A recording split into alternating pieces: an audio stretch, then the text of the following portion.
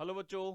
तो बोर्ड का एग्जाम आ चुका है और बहुत सारे बच्चे छोटी छोटी गलतियां करते हैं अटेम्प्ट करते हुए पेपर को, जहां पे उनके मार्क्स कटते हैं। किसी का आधा कट जाता है, किसी का एक नंबर कट जाता है और हमें पता ही नहीं होता कि हमारे नंबर क्यों कटे हैं। तो ये एक्चुअली पेपर अटेम्प्ट करना एक आर्ट है और तुम्हारा भाई तुम्हारे लिए लाया है वो टेक्निक जिससे आप आर्टिस्ट बन जाओगे। तो वीडियो को ध्यान से सुनिएगा। सबसे पहले इंश्योर करना है कि आपको पेपर देने वाले दिन, जिस दिन आपका एग्जाम है यानी कि 21 फरवरी को आपका एग्जाम है, उस दिन सेंटर पे आपको टाइम से पहुंचना है। टाइम से मतलब क्या है? आपके यहाँ जो सेंटर आपको आपका जहां भी पढ़ा होगा, दूसरे स्कूल में सेंटर पड़ता है, तो 10 बजे वहां पे एंट्री होनी है और 10 बजे से इवन पहली ही एंट्री हो जाती है। 10 बजे तो शीट आपको मिल जाती है, यानी आपको 9:30 9:40 तक अपने सेंटर के बाहर होना है। लेकिन उससे भी ज्यादा जरूरी है कि आपको अपने यार दोस्तों से नहीं मिलना, अपने बडीज से, अपनी वो गर्ल गैंग से नहीं मिलना है। रीजन क्या है? उस टाइम में कोई ना कोई बच्चा जरूर एक ऐसा सवाल लेता आएगा उड़ता हुआ जो तुम्हें शायद देखा हुआ हो सकता है ना देखा हो। और जब वो नहीं देखा हुआ सवाल आता है ना, तो फिर हमें ऐसा होता है कि नहीं नहीं यार, ये क्वेश्चन तो हमारा रह गया, और सामने वाला कहता है कि भाई ये तो पक्का आएगा, ये तो पक्का आएगा। तो बिना बात एंग्जाइटी हो जाती है, बिना बात परेशानी हो जाती है। अब देखा जाएगा ना अंदर जाके क्या पेपर आएगा, 10 मिनट में क्या ही तो कर लोगे। इसलिए सेंटर पे पहले पहुंचो, लेकिन किसी भी यार दोस्त से नहीं मिलना। दूसरी चीज, जब आप एंटर कर रहे हो, तो जब सेंटर पे पहुंच गए हो तो 10 बजे से 10:15 तक आपको अपनी जो शीट है वो दे दी जाती है और आपको उस पर ओएमआर भरने के लिए दी जाती है। तो पेशेंटली भरना उसको, बिकॉज मैंने बहुत सारे बच्चों का एक्सपीरियंस सुना है कि सर वो ओएमआर भरते हुए अपने नाम के नीचे वो गोला जो सर्कल था वो गलत भर दिया, फिर फ्लूड ला रहे हैं, फिर उसे रब कर रहे हैं, तो बहुत मुश्किलें होती हैं। इसलिए टाइमली सारी चीजें करना बहुत जरूरी है। और दूसरी चीज, जब आप 10:15 पे अपना पेपर ले लोगे और पढ़ना शुरू करोगे, तो वो जो आपका जो रीडिंग टाइम जो मिलता है आपको 10:15 से 10:30 का, उसको कैसे इस्तेमाल करना, यहां से बात शुरू करते हैं। तो रीडिंग टाइम को आपको एक प्रो की तरह एक्चुअली यूटिलाइज करना है। कैसे बच्चों? कि सबसे पहले तो आप अपने पेपर को एक बार फटाफट फटाफट देख लो। देखो 33 क्वेश्चन आने वाले हैं, उसमें भी क्वेश्चन में सब केसेस आएंगे। तो ऐसा नहीं कर सकते कि पूरा पेपर एकदम रीड करो, बस गो थ्रू इट, पन्ने पलट लो कि हाँ हाँ हाँ हाँ हाँ छाप दे दी, ठीक है ठीक है ठीक है, सही है ठीक है ठीक है। मतलब अब वो आता है नहीं आता, वो बाद में देखेंगे। लेकिन मुझे लगता है मेरे तजुर्बे के अनुसार कि वो जो रीडिंग टाइम है उसमें सबसे बेस्ट होता है अपने एमसीक्यू को डिटेल में पढ़ना, अच्छे से पढ़ना। और असर्शन रीजन छोड़ सकते हो, बिकॉज असर्शन रीजन में टाइम ज्यादा लगता है। तो केस बेस्ड स्टडी के और एमसीक्यू के यानी सेक्शन ए के क्वेश्चन मैक्सिमम जो है ढंग से पढ़ लेना, बिकॉज वो सबसे बढ़िया टाइम यूटिलाइजेशन होगा। वरना ना एंग्जाइटी में रहता है कि हाँ यार पेपर आता है, पेपर नहीं आता, 4 क्वेश्चन ऐसे देख ले जो नहीं आते, तो घबराहट होती है। तो जाओ ही मत ना यार, एमसीक्यू पे फोकस करो। और उन स्टार्टिंग के 15 मिनट में पेंसिल की हेल्प से डॉट डॉट डॉट बना देना। कहां डॉट बना देना? जो मान लो 15 16 क्वेश्चन हमारे आने हैं, जिसमें से 12 एमसीक्यू हैं। इन 12 एमसीक्यू में से मान लो 4 एमसीक्यू तुम्हें पता कि आज यही आंसर है, तो उस पर टिक कर दो, एक छोटा सा गोला टिप मार्क कर दो, जो तुम्हें दिखाई दे, एग्जामिनर को, जो इन्विजिलेटर है उसको दिखाई ना दे, क्योंकि उस पर टिक करना अलाउड नहीं होता फालतू में। दूसरा, जो आप अपना पेपर एनालाइज कर रहे हो, जो आप क्वेश्चन पेपर पढ़ रहे हो, तो उनमें ना कई बार ऑप्शंस दे रखे होते हैं कि भाई फलाने क्वेश्चन में ये ऑप्शन है, इनमें से और में से एक करना है। तो ये चीज पहले डिसाइड कर लो कि इनमें से कौन से करने वाले हो। भाई ये टाइम रीडिंग टाइम में बहुत बढ़िया होता है कि भाई डिसाइड कर लो कि ऊपर वाला करना, नीचे वाला करना है। और वैसे कोशिश करना, अगर थ्योरी और न्यूमेरिकल पे ऑप्शन आया हुआ हो तो न्यूमेरिकल ही अटेम्प्ट करना, थ्योरी अटेम्प्ट मत करना। अगर दोनों आते हो, न्यूमेरिकल भी आता है थ्योरी भी आता है, इमेजिन करो 2 क्वेश्चन दे रखे हैं आपको और दे रखा है उसके बीच में, और थ्योरी भी दे रखा है, न्यूमेरिकल भी दे रखा है, तो क्या करोगे आप? न्यूमेरिकल अटेम्प्ट करोगे, थ्योरी अटेम्प्ट नहीं करोगे। क्यों सर ऐसा? क्योंकि थ्योरी में नंबर कटने के चांसेस ज्यादा होते हैं, न्यूमेरिकल में अगर आंसर आता है तो आता है, उसमें नंबर पूरे ही मिल जाते हैं। ठीक है जी। एक चीज और जो बहुत ज्यादा जरूरी है बेटा, पूरे क्वेश्चन पेपर को जब एनालाइज कर रहे होंगे तो आपको ना 3 प्रकार की नोटेशन बनानी है। पहला ये स्टार, दूसरा ये टिक, और तीसरा ये क्वेश्चन मार्क। ये क्या है सर स्ट्रेटेजी? हर सेक्शन के वाइज स्टार लगा देना, वो क्वेश्चन जो तुम्हें आता है तुम पक्का पक्का कर लोगे, ठीक है। दूसरा, जो ओके ओके आता है उस पर टिक मार देना, और जो नहीं आता है, जिसके बारे में शायद हमें नहीं पता, उस पर क्वेश्चन मार्क लगा के आ जाना। अभी स्टार्टिंग में हम रीडिंग टाइम की बात करें, किसकी बात कर रहे हैं? रीडिंग टाइम की बात करें। अब हम लोग पेपर शुरू करते हैं।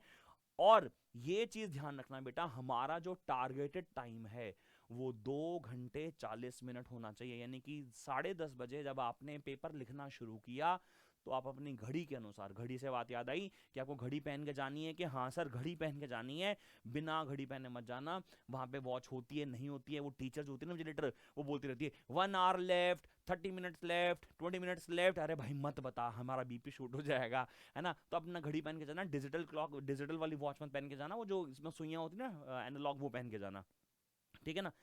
दूसरी चीज जो हमें बहुत जरूरी है, 2 घंटे 40 मिनट में, क्यों मैं इस लोग को बोल रहा हूँ कि 2 घंटे 40 मिनट में आपको पेपर खत्म करना है, क्योंकि 20 मिनट में रिवीजन के चाहिए।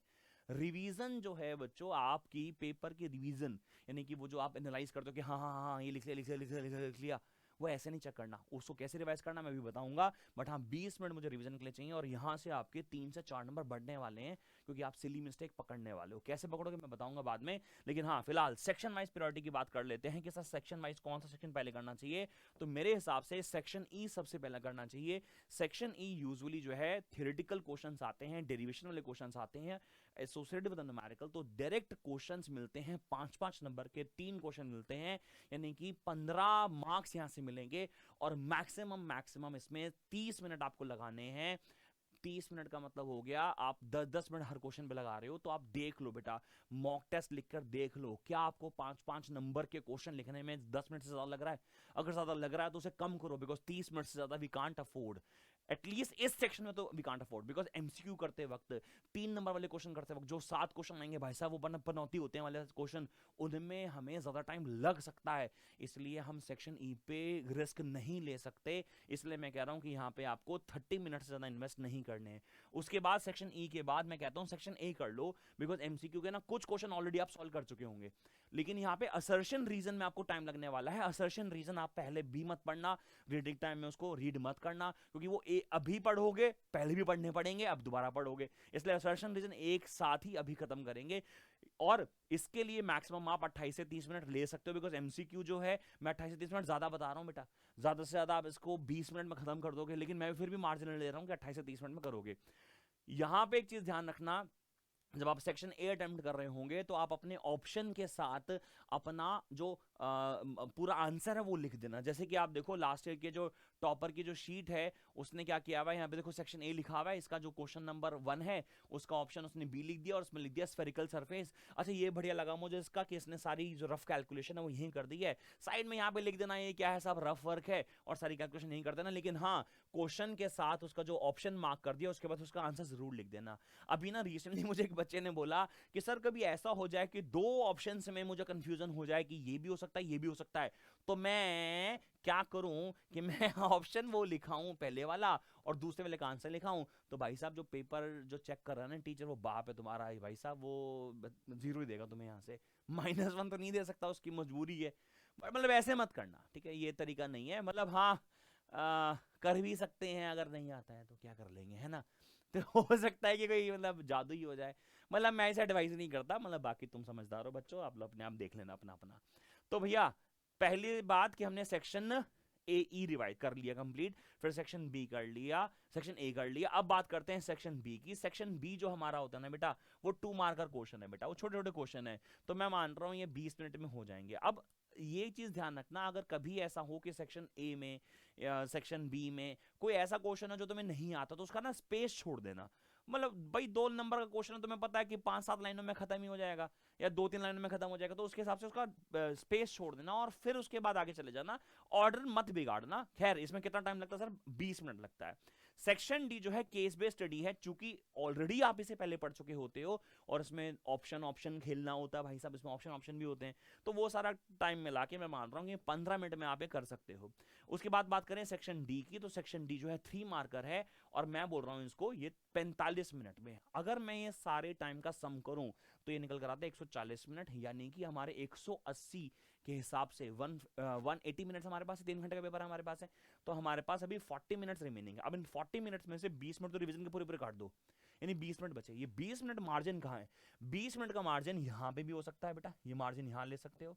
20 मिनट का मार्जिन आप इसमें ले सकते हो, बिकॉज हो सकता है कि आपका एमसीक्यू सॉल्व ना हो रहा हो मेरे ख्याल से। और कहीं पे मतलब हो सकता है 30 मिनट की जगह 35 मिनट हो जाए, ऐसे भी कोई मारा मारी नहीं कि 30 मिनट हो गए तो 31 सवाल में लिखूंगा ही नहीं, ऐसा नहीं है। मतलब मार्जिन 20 मिनट का अभी भी है। इसी को मानते हुए ना अगर आप मॉक टेस्ट 1-2 बार लिख लो ना भाई साहब, मजा ही आ जाएगा। मतलब उस दिन तो मतलब मजा ही आ जाएगा, लवली टाइप हो जाएगी चीजें। क्योंकि मैं कह रहा हूँ कि अगर ये टाइम फ्रेम हमने बना लिया 40 मिनट्स के हिसाब से हमारे पास बच गए, 20 मिनट हमने रिवीजन भी कर ली, भाई साहब कितना मस्त टाइम होगा। पेपर लेंथी कई बार आ जाता है, पेपर ट्रिकी थ्योरेटिकल कई बार आ जाता है, इसीलिए मैंने बोला है कि 20 मिनट का मार्जिनल हमने यहाँ पे रख लिया है। ठीक है जी, तो ये तो बात होगी हमारी कि पेपर में प्रायोरिटी वाली क्या है। दूसरी कुछ एक पॉइंट इंपॉर्टेंट्स है वो ध्यान रखना। जैसे कई टीचर्स बोलते हैं और मैं भी कई बार बोलता हूँ कि जब भी आप थ्योरी का क्वेश्चन लिखते हो तो ना इंपॉर्टेंट कीवर्ड्स को अंडरलाइन कर देना, बिल्कुल सही है अंडरलाइन कर देना, लेकिन अगर आप किसी भी टर्म के बारे में श्योर नहीं हो तो बिल्कुल अंडरलाइन मत करना, वो खतरे की घंटी है भाई साहब, अंडरलाइन मत कर देना उसको। अगर आपको लगता है कि आपका जो क्वेश्चन का जो थ्योरेटिकल पार्ट है वो थोड़ा वीक है तो अंडरलाइन मत करना, बढ़िया एक काम करना कि उसको पैराग्राफ फॉर्म में ना लिख के उसको पॉइंट्स के फॉर्म में लिख के आना, ताकि ना टीचर जो है जल्दी जल्दी जल्दी जल्दी निकल जाए।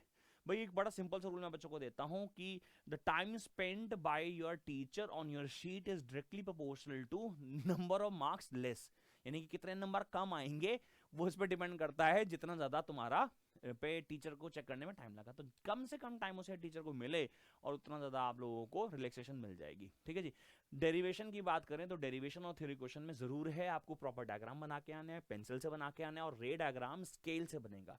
और रे डायग्राम में एक बहुत ज्यादा बच्चे गलती करते हैं कि वो ना लाइंस ड्रॉ नहीं कर, मतलब एरोज ड्रॉ नहीं करते। इसी से मुझे एक याद आया, कई ना चीजें ना बड़ी मिसलीडिंग हो जाती हैं इस टाइम पे और बच्चे ना कंफ्यूज हो जाते हैं कि सर क्या सही है और क्या गलत है। आप देखो ये जो क्वेश्चन आप देख रहे हो ना, ये 2024 की टॉपर की शीट है बेटा, और यहाँ पे एक क्वेश्चन दे रखा है जिसमें आपने फोकल लेंथ ऑफ टेलीस्कोप की बात करी हुई है और उसके मैग्नीफाइंग पावर की बात करी है, और एक उसने रे डायग्राम बनाने के लिए बोला है। ये जो रे डायग्राम देख रहे हो ना बेटा, आप ध्यान से देखो रे डायग्राम, ये डायग्राम, तो ये ऑब्जेक्टिव लेंस आपको दिख रहा है ना, ये ऑब्जेक्टिव लेंस है, यहाँ पे क्या है ये आईपीएस लेंस है, और इसमें कहीं पे भी एरो नहीं बना रखे, ठीक है, और कितना छोटा सा गंदा सा डायग्राम बना रखा है, ये लगभग यहाँ पे मीट करने वाली है, इस पे मार्क्स कर सकते हैं। तो इससे आप ना मिसलीड मत हो कि मैं भी ऐसे बना दूंगा, तो डायग्राम ना प्रॉपर्ली पेंसिल से बनाने चाहिए। देखो बहुत ज्यादा ही मत घुस जाना। एक बच्चा मुझे मिला लास्ट ईयर के, सर एमसीजी आया था और इतना बढ़िया डायग्राम बना के आया हूँ कि मैंने उसका 3D व्यू बना दिया, उसकी शेडो भी बना दी। मैं यार इतना आर्टिस्ट थोड़ी ना बनना था भाई, मतलब आर्टिस्ट बोला मैंने, लेकिन ऐसा ना तो कलाकारी बन जाएगा। मतलब इतना भी बहुत ज्यादा भयंकर ना बना दियो और ऐसा भी गंदा मत बना दियो। मतलब ये टॉपर की शीट है भाई। और राइटिंग देखो, राइटिंग कुछ खास अच्छी नहीं है, राइटिंग से कोई फर्क भी नहीं पड़ता और ना ही राइटिंग इंप्रूव करनी होती। इस टाइम पे अगर आपकी राइटिंग गंदी है तो होने दो, क्या अवॉइड करना है, सब कटिंग नहीं होनी चाहिए। इस टाइम पे आप बहुत सुंदर सुंदर सुंदर लिख रहे हो भाई साहब, पेपर ही छूट जाएगा। तो इस टाइम पे राइटिंग वाइटिंग से कोई फर्क नहीं पड़ता, अगर आपकी राइटिंग गंदी है होने दो, बस कटिंग नहीं करना, गंदा गंदा मत करना। भला ऐसे कर दिया कि ये मान लीजिए कई बार हो जाता है ना, गलती हो जाती है बच्चे को कि भाई ये गलत हो गई गलत हो गई गलत, अरे भाई ऐसे लाइन मार दे बस खत्म करना यार।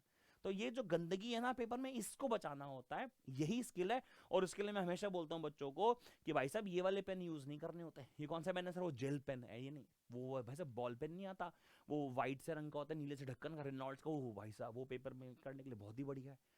और साथ साथ अंडरलाइन करना तो अंडरलाइन करते जाएंगे। खैर वापस चलते हैं बेटा, हम बात कर रहे थे कि हमारी डेरिवेशन करते वक्त प्रॉपर डायग्राम होने चाहिए। ठीक है जी, उसके बाद अगर आप कोई भी डेरिवेशन कर रहे हो और उसके अंदर कोई फिजिकल क्वांटिटीज इन्वॉल्व है, कोई रेडियस है, करंट है, मैग्नेटिक फील्ड के सिंबल्स हैं, एक्सेलरेशन के सिंबल्स हैं, वेलोसिटी के सिंबल्स हैं, उनको फिजिकल क्वांटिटीज को एक्सप्लेन कर दो कि भाई ये हमारी पैरामीटर्स है। कई बार बच्चा डेरिवेशन पूरा कर देता है, डायग्राम बिना कर देता है, एक्सप्लेनेशन कुछ देता नहीं है, 3 नंबर के डेरिवेशन में से फिर उसको 1 नंबर मिलता है, 1.5 नंबर मिलता है, बच्चा कहता है मेरे को तो नंबर कम मिले हैं। भाई साहब इसलिए तो मिले हैं बिकॉज आप प्रेजेंटेशन करके नहीं आए हो ठीक से। इसलिए जो भी फिजिकल क्वांटिटी आए उसको एक्सप्लेन करना है। ठीक है, दूसरा कोई भी रूल अगर आप लिख रहे हो तो पूरा नाम उसको लिखना है, जैसे फ्लेमिंग्स लेफ्ट हैंड रूल इस्तेमाल किया, फ्लेमिंग्स राइट हैंड रूल इस्तेमाल किया, लेंज लॉ इस्तेमाल किया, कोई भी रूल लिखा, कोई भी रूल इस्तेमाल किया तो उसको स्टेट करना बहुत जरूरी है। ऐसा समझ लो बेटा, टीचर जो पेपर चेक कर रहा है वो ये मानता है कि तुम मुझे बताओ, तुम सोचते हो उसे तो आता ही होगा, मतलब अभी तो अंडरस्टूड ही है। अंडरस्टूड कुछ नहीं होता बेटा, दस नथिंग कॉल्ड अंडरस्टूड, कुछ नहीं होता।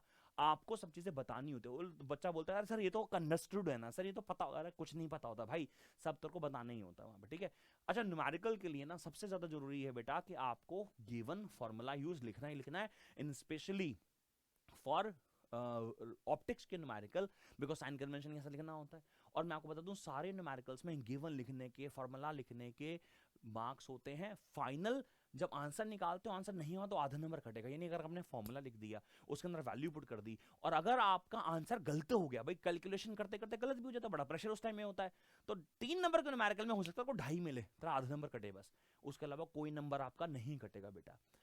उसके अलावा कैलकुलेशन जब भी करोगे बड़ा पेशेंसली करना और बड़े प्यार से करना, क्योंकि हमें ना बार बार कैलकुलेशन नहीं करनी है। मतलब ऐसा नहीं करना कि अभी कैलकुलेशन करी फिर दोबारा कैलकुलेशन कर लेंगे, फिर दोबारा कर लेंगे, फिर दोबारा कर लेंगे, तो पेशेंटली एक ही बार में कैलकुलेशन करेंगे। उसके अलावा ऐसा यूनिट लिखेंगे सारी, और ऐसा यूनिट को अंडरलाइन कर लेंगे। ऐसा यूनिट को अंडरलाइन करने का फायदा ये होता है, जब हम रिवीजन कर रहे होते हैं ना, तो हम लोग जब चेक कर रहे होते हैं तो हम देखते हैं करंट निकाला हुआ है, 15 वोल्ट लिखा हुआ है, 15 वोल्ट, तो अंडरलाइन करा को तो तेरे को हिट कर जाएगा, यार वोल्ट थोड़ी ना होती है इसकी यूनिट तो एम्पियर होती है। तो इस रिवीजन में बहुत हेल्प करता है जब आप बोलते हो क्या आप यूनिट्स को अंडरलाइन कर लो।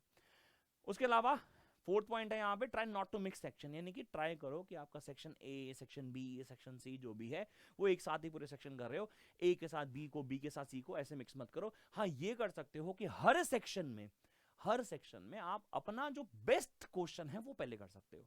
बेस्ट यानी कौन सा बेटा, बेस्ट यानी कि वो स्टार वाले क्वेश्चन पहले कर सकते हो, पहले सारे स्टार वाले कर दिए, फिर सारे क्वेश्चन मार्क टिक वाले कर दिए, और अंत में ये करेंगे बेटा, अंत में ये करेंगे बाद में हर सेक्शन में, जैसे सेक्शन ए लिख दिया, आप देखो मैं आप लोगों को पेपर दिखाता हूँ, टॉपर से करते हैं बेटा, मैं आपको पेपर दिखाता हूँ, रुको जरा, टॉपर ये करते हैं, ये हर सेक्शन करने से पहले, खुल जा सिम,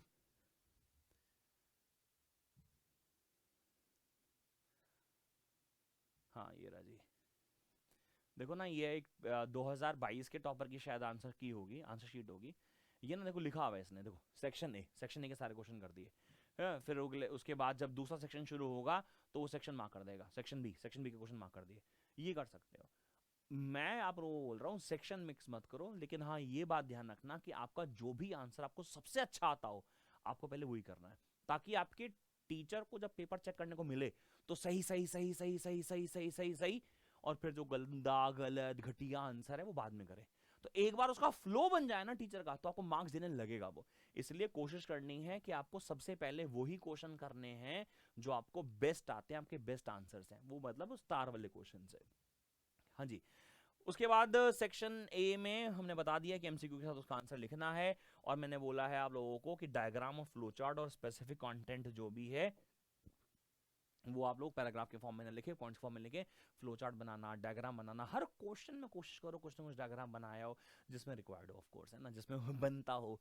और जितना अच्छा पेपर प्रेजेंटेशन होता है बेटा आपके नंबर उतने ही बढ़ते हैं, ये बात सच है। अगले कुछ और पॉइंट्स पे आ जाते हैं जो बहुत इंपॉर्टेंट है मेरे लिए, कि भैया आपको हर क्वेश्चन के बाद 2 लाइनें छोड़नी है। पता नहीं आपने नोटिस किया नहीं किया, पीछे जो बच्चों ने पेपर किया हुआ था टॉपर्स ने, हर क्वेश्चन के बाद लाइनें छोड़ी हुई हैं। ऐसा करना क्यों है? पहला तो उससे प्रेजेंटेशन इंप्रूव हो जाती है, पेपर सुंदर लगता है देखने में। दूसरा, रिवीजन के टाइम में, बिकॉज 20 मिनट का टाइम मुझे मिला हुआ है, रिवीजन के टाइम में तुम्हें लगता है कि यार अगर कोई पॉइंट ऐसा है जो रह गया तो कहां लिखेगा, तो वो जो स्पेस है वो तू यूटिलाइज कर सकता है। भाई वो की पॉइंट कुछ ऐसा लगता है ना हिट करता कि यार ये पॉइंट तो लिखना चाहिए था, ये रह गया, तो वो फिर लिखेगा कहाँ। इसलिए हर क्वेश्चन को करते हुए, स्पेशली 3 क्वेश्चंस में, 2 मार्क के क्वेश्चन में, 3 मार्क के क्वेश्चन में, 5 मार्क के क्वेश्चन में, जरूर आप 2 लाइनें छोड़ो, प्रिपेयर प्रेजेंटेशन भी अच्छी रहेगी, और रिवीजन के टाइम में कुछ एड ऑन करना होगा तो एड ऑन भी कर सकते हैं। उसके अलावा अपना जो रफ वर्क है ना बड़ा स्मार्टली करो। ये रफ वर्क स्मार्टली का मतलब क्या है, देखो ये जो क्वेश्चन की मैं आंसर शीट लाया था आप लोगों के लिए, ये बच्चे ने रफ वर्क किया हुआ है, इसमें ना कहीं नहीं लिखा हुआ कि कौन से क्वेश्चन का सोल्यूशन है, ये इन्होंने लिखा नहीं है। उसका कारण भी है, रफ वर्क है, क्या ही लिखना। लेकिन मान लीजिए फॉर एग्जांपल ये वाला क्वेश्चन है, यहाँ से लेके यहाँ तक है, फॉर एग्जांपल कहीं ये क्वेश्चन है, मान लीजिए करते करते बीच में कहीं गलत हो गया, हाँ मान लीजिए सॉल्व करते करते गलत हो गया, एक्चुअली थर्ड का क्वेश्चन है, एक्चुअली ये थर्ड क्वेश्चन अगर आप देखोगे तो 0.24 या 0.24 नैनो टेस्ला आ रहा है।